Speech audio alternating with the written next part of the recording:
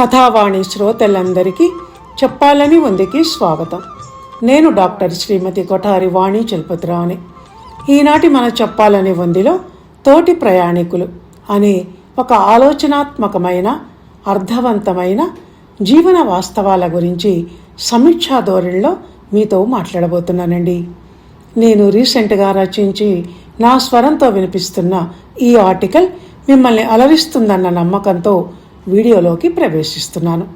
శీర్షిక మరోసారి తోటి ప్రయాణికులు. ప్రయాణం అంటేనే అర్థం ఒక దగ్గర ఎక్కి మరో దగ్గర దిగి చేరవలసిన గమ్యాన్ని చేరుకోవటం. అది రైలు బస్సుల ప్రయాణమైనా, విమాన ప్రయాణమైనా, ఆఖరికి జీవిత ప్రయాణమైనా అంతే.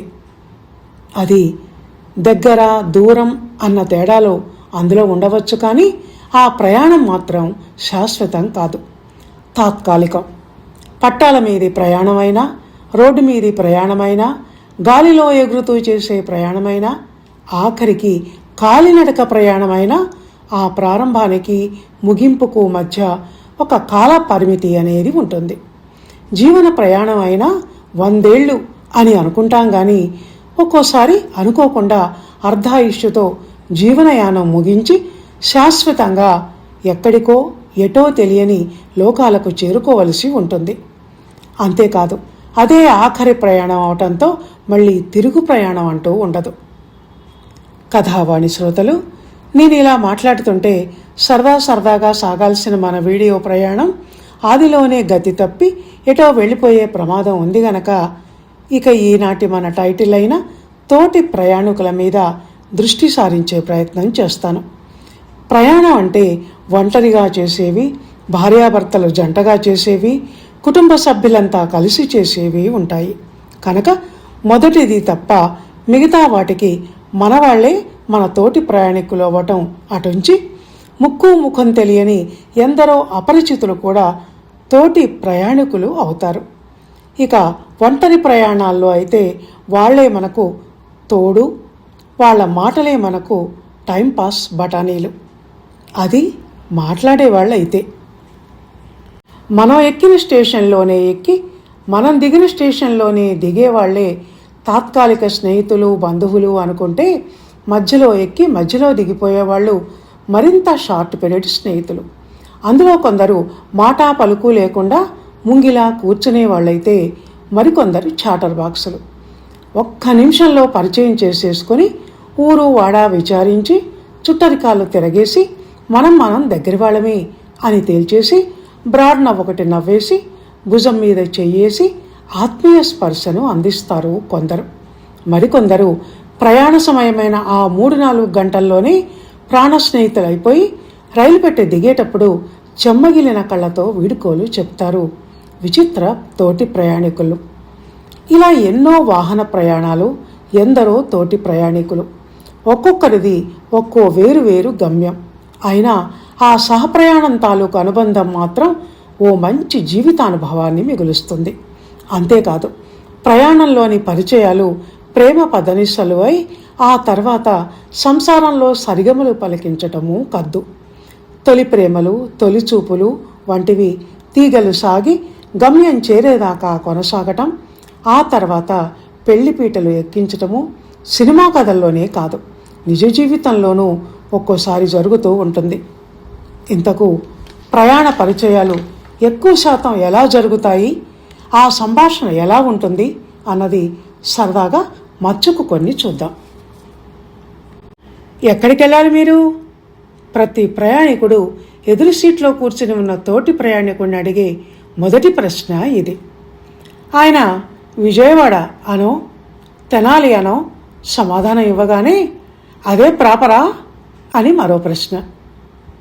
అవును అనో, కాదు దాని పక్కన ఉండే ఇష్టాపురం మా స్వగ్రామం అన్న జవాబు రాగానే ఆ తర్వాత అక్కడ ఏం చేస్తారు, పిల్లలు ఎంతమంది, వాళ్ళు ఏం చేస్తున్నారు, పెళ్ళిళ్ళు అయ్యాయా, మీరేమిట్లు, మీ ఇంటి పేరేంటి, ఫలానా వారు మీకు తెలుసా అంటూ మొదలయ్యే ప్రశ్నల పరంపర కులగోత్రాలు చుట్టరికాలు తిరగేసి మరగేసి ఓషోషి మీరా మీరు నాకెందుకు తెలీదు, బిరకాయ పీచు బంధుత్వం ఉంది మన మధ్య అంటూ తాతలు ముత్తాతలతో కూడిన వారి వంశవృక్షపు కొమ్మలను కదిలించే ప్రయత్నం చేస్తుంటారు.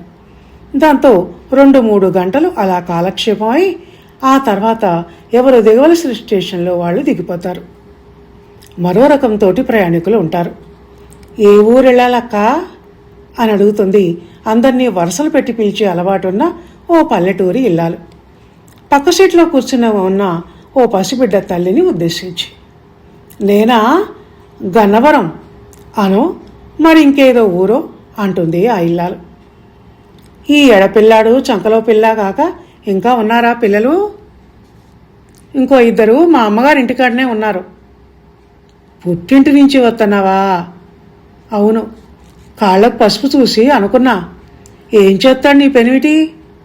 వ్యవసాయం అని. మరి మీదే ఊరి చెల్లె అని అడుగుతుంది ఈసారి ఆ ఇల్లాలు. అలా సాగుతుంది ఆ సంభాషణ. ఆ తర్వాత పంటలు, వంటలు, చీరలు, నగలు, ఇలా 1-2 అదో పెద్ద ప్రయాణంలో పురాణం. ఇక జర్నీలో కుర్రకారు ఎక్కారంటే ఆ కిక్కే వేరు. బస్సు అయితే తన పక్క రిజర్వ్డ్ సీట్లో ఓ అందమైన అమ్మాయి వచ్చి కూర్చోవాలని ఓ కుర్రాడు ఆశగా ఎదురు చూస్తూ ఉంటాడు. మాటా కలిపి పరిచయం చేసుకోవటమే కాక అది నైట్ జర్నీ అయితే చీకటి మాటన ఆమె భుజానికి తన భుజం తాకించవచ్చునన్నది అతని ప్లాను. ఇలా ప్రేమ కథలు, కొత్త జంటల సరస సల్లాపాలు ఇవే కాదు, ప్రయాణంలో ఒక్కోసారి ఎత్తికుదేతలు, యాక్సిడెంట్లు లాగా విషాద కథల తాలూకు కబుర్లు, దృశ్యాలు కూడా కనిపించి జీవన ప్రయాణం అంటే అంతే ఉంటుందిక అని అనిపించేలా సీన్ మారిపోతుంది. తల్లికి సీరియస్గా ఉందనో, తండ్రికి సీరియస్గా ఉందనో, లేక ఆత్మీయుల మరణ వార్తలు విని కళ్ళనీళ్లు పెట్టుకుంటూ కొంగుతో కన్నీళ్ళద్దుకుంటూ ప్రయాణం చేసే ప్యాసింజర్సు తోటి ప్రయాణికులకు వాళ్ళ విషాద కథలను పరిచయం చేస్తారు. ఇక అనుకోకుండా జరిగే బస్సు ప్రమాదాలు రహదారులను రక్తసిక్తం చేయటమే గాక అప్పటిదాకా తనతో మాట్లాడుతున్న తోటి ప్రయాణికుని మాయం చేసి పడేస్తుంది. అప్పుడు ప్రయాణికులే రక్షకులు, ఓదార్చగల మానవత్వం గల సాటి మనుషులు అవుతారు. ప్రయాణాలలో ఒక్కోసారి చేదు అనుభవాలు ఎదురవుతాయి. పిక్ ప్యాకెటింగ్, సామాన్లు పోవటం, పొరపాటున ఒక రైలు ఎక్కబోయి మరొక రైలు ఎక్కటం, ఒక దగ్గర దిగబోయి మరో దగ్గర దిగడం వంటివి. ఒకసారి మా అమ్మకు అలాంటి అనుభవమే ఎదురైంది. ఒక రైలు ఎక్కబోయి మరో రైలు ఎక్కితే ఆమె దగ్గర ఉన్న ట్రావెల్ బ్యాగ్లో ట్రాన్స్పరెంట్ పాలిథిన్లో నుంచి కనపడుతున్న ఆమె పెద్దల్లుడు మా బావ అయిన గోపాలకృష్ణ శర్మ అన్న పేరు చూసి, వీరు నాకు తెలుసు, మీకేమవుతారమ్మా అని పలకరించారట ఎదురు సీట్లో కూర్చున్న ఒక ఆయన. ఆ తర్వాత ఎక్కడికి వెళ్ళాలి అని అడిగి మదిర అని చెప్తే, అరే ఈ బండి అక్కడ ఆగదే అంటూ రాబోయే స్టేషన్లో దిగి వెనక్కి వెళ్ళే మరో ట్రైన్ పట్టుకోమని సలహా ఇచ్చారట. ఒకసారి నేను కూడా అలాగే చీకట్లో బోర్డు కనపడక అక్కడ ఎక్కువసేపు ట్రైన్ ఆగక మదిరలో దిగబోయి ఆ తర్వాత అది గమనించి ఎర్రుపాలెంలో దిగి వెనక్కి వచ్చాను. ఇలా ఉంటాయి ఒక్కోసారి ప్రయాణంలో కథలు, కష్టాలు. అప్పుడు తోటి ప్రయాణికులే సమయానికి ఆదుకుంటూ ఉంటారు. ప్రయాణ సమయంలో జరిగే నేరాలు, రైల్వే పోలీసు సహాయంతో వాటిని ఛేదించిన విధం సబ్జెక్టుగా ఆ మధ్య నేను ఒక 3 నిమిషాల షార్ట్ చేశాను. దానికి మంచి రెస్పాన్స్ వచ్చింది. ఇలా ఎన్నో కథలకు రైలు కంపార్ట్మెంటు, బస్సు వేదికలు అవుతాయండి. కొంతమంది ప్రయాణం అనగానే సీట్లో కూర్చొని వెనక్కు తలవాల్చి నిద్రలోకి జారుకోవటమో, ఎయిర్ బ్యాగ్లో నుంచి ఏ నవలో తీసి చదవటమో చేస్తారు. ఈ రోజుల్లో అయితే సెల్ ఫోన్ తీసి అందులో వీడియోలు చూస్తున్నారు. నేనైతే కథలకు ప్లాట్స్ ఆలోచిస్తూ కూర్చుంటాను. వాటి కోసం తోటి ప్రయాణికుల మాటలను, సంభాషణను, వారి శరీర భాషను, హావభావాలను గమనిస్తూ వాటి ఆధారంగా మనసులోనే కథ అల్లుకుంటాను. హ్యాండ్ బ్యాగ్లో ఉన్న చిన్న నోట్ పుస్తకం తీసి టైటిలు, పాయింట్స్ నోట్ చేసుకోవడం, పాత్రల పేర్లు నిర్ణయించటం కూడా చేస్తుంటాను. అప్పుడు భలే భలే ఆలోచనలు వస్తుంటాయి. తోటి ప్రయాణికులు నాకు అలా ఉపయోగపడుతూ ఉంటారు అన్నమాట. ప్రయాణంలో ఏర్పడిన పరిచయాలు ఒక్కోసారి దిగవలసిన స్టేషన్లో దిగిపోకుండా ఇంటి వరకు, జీవితం వరకు రావటం, జీవిత చరమాంకం వరకు కొనసాగటం అన్నది కూడా కథల్లో సాధారణంగా జరుగుతూ ఉంటుంది. కథలు జీవితాల్లో నుంచే వస్తాయి గనక అవి జీవితాల్లోనూ జరుగుతుంటాయి. అందుకే జీవితము ఒక ప్రయాణమే అన్నారు. ఎక్కడో పుడతాడు మనిషి, ఎక్కడెక్కడో తిరుగుతాడు. ఎన్నో మలుపులు మజిలీలు జీవితంలో, ఎత్తుపల్లాలు ఒడిదుడుకులు కూడా. భూమి మీద జన్మనెత్తి బాల్య దశ వరకు గడిచేది ఒక స్టేషన్ అయితే, యవ్వనం, పెళ్ళి, నడివయసు, వృద్ధాప్యం అనేవి ఆ తర్వాతి స్టేషన్లు. ఇక ఆఖరి స్టేషన్ అతను చేరవలసిన గమ్యం అంటే అంతం, అంటే జీవితం చాలించి మరణించటం. ఆ తర్వాత ఇక స్టేషన్లు అనేవే ఉండవు. ఎక్కి దిగే తోటి ప్రయాణికులు ఉండరు. అంతవరకు తనతో కలిసి ప్రయాణించిన తోటి ప్రయాణికులు ఎవరు అంటే అమ్మ, నాన్న, తోబుట్టువులు, బంధుమిత్రులు, వచ్చిపోయే చుట్టాలు, ఇరుగు పొరుగు, వీళ్ళంతా తోటి జీవన ప్రయాణికులే. అందులో కొంతమంది సుదీర్ఘకాలం సహజీవనం చేస్తూ ప్రయాణించే వాళ్ళైతే, మరికొంతమంది వాళ్ళ స్టేషన్ రాగానే వాళ్ళు దిగిపోయే స్వల్పకాల తోటి ప్రయాణికులు. ప్రయాణం అంటే దానికి కొన్ని నియమ నిబంధనలు, జాగ్రత్తలు ఉంటాయి. సుఖమైన, సౌకర్యవంతమైన ప్రయాణాన్ని ఎవరైనా కోరుకుంటారు గనక లెస్ లగేజ్ మోర్ కంఫర్టబుల్ అన్నది రవాణా శాఖ ప్రథమ సూచన అయింది. జీవన ప్రయాణాల్లోనూ అంతే. ప్రయాణికుడు అనవసర బంధాలను, అర్థం పర్థం లేని ఆలోచనల చెత్తను, ఇతరుల విషయాల్లో జోక్యం అనే ముళ్లను తన జీవితంలో నింపకూడదు. ఎంత వదిలించుకుంటే అంత మంచిది. దుష్టులు, దుర్మార్గులు తోటి జీవన ప్రయాణికులైనప్పుడు వాళ్లతో ఎంతో జాగ్రత్తగా ఉంటే అంత మంచిది. లేకుంటే మన పక్కనే కూర్చొని మనల్ని మాటల్లో పెట్టి ఏ మత్తు బిస్కెటో తీరమని ఇచ్చి మొహమాట పెట్టేసి మన సొమ్ములు కాజేస్తారు. లేకుంటే మన స్కూటికేసి పట్టుకొని ఏ స్టేషన్లోనో దిగేస్తారు.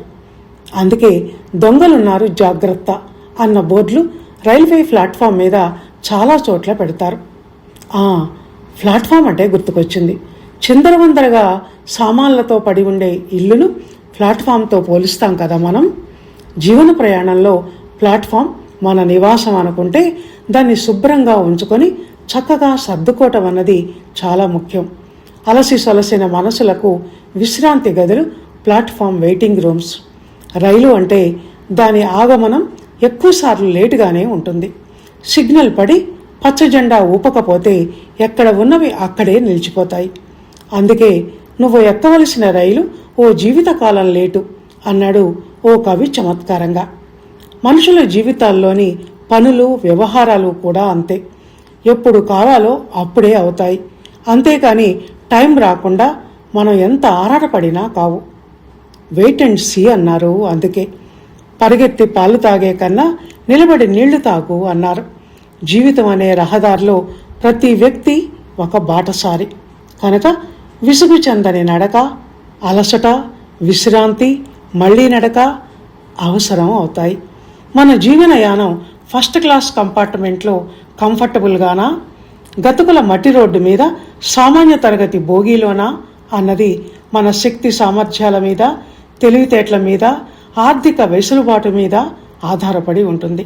కనుక లైఫ్ జర్నీ హ్యాపీగా ముందుకు కొనసాగాలంటే చాలా కష్టపడి ఇష్టంగా పనిచేయాలి.